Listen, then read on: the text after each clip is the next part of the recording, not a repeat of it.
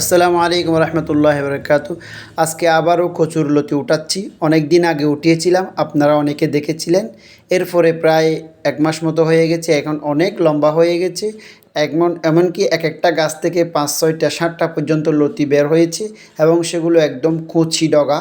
এগুলো আমি উঠিয়ে নিচ্ছি, বেশি লম্বা হতে দিচ্ছি না। এখন কিন্তু বর্ষাকাল, বারবার লতি বের হবে।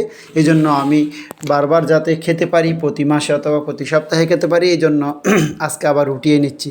দেখতে পাচ্ছেন এখন আমি যেখান থেকে উঠাচ্ছি এটা হচ্ছে আমার হাঁসের একটি ঘর। এখানে আমি হাঁসের জন্য ঘর বানিয়েছিলাম। ছোট্ট হাঁসকে এখানে আমি রেখে খাবার দিতাম যাতে এখান থেকে হাঁসগুলো বের হতে না পারে। তো ওখানেই কিছু আমার কচু গাছ উঠেছে, ওখান থেকে এই লতিগুলো আজকে নিয়েছি। এখন তো শেষ পর্যন্ত দেখলে বুঝতে পারবেন কতগুলো লতি আমরা নিয়েছি।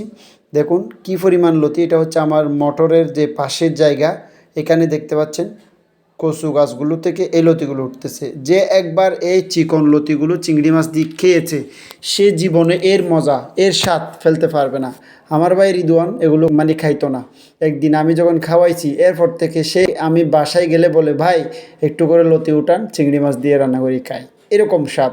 কারণ আপনারা যারা মোটা লতিগুলো বাজার থেকে নিয়ে খান, সেগুলো অনেক মোটা হওয়াতে সিদ্ধ কম হয় এবং স্বাদ কম হয়। আর এই লতিগুলো অনেক চিকন এবং সামান্য এই শীষ দিলেই এগুলো সিদ্ধ হয়ে যায়।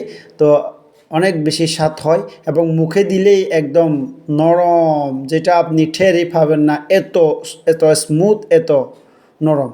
তো মাশাল্লাহ সব জায়গা থেকে অনেকগুলো লতি আমি এক জায়গায় করে, দেখতে পাচ্ছেন মোটরের পানি দিয়ে ধুয়ে নিলাম। তো চিংড়ি মাছ দিয়ে রান্না করে খাবো। তো কার কার এই খাবারটি বেশি পছন্দ কমেন্ট করে জানিয়ে দিবেন। আমার আম্মা জান এগ্রো চ্যানেলটি সাবস্ক্রাইব করবেন। আসসালামু আলাইকুম।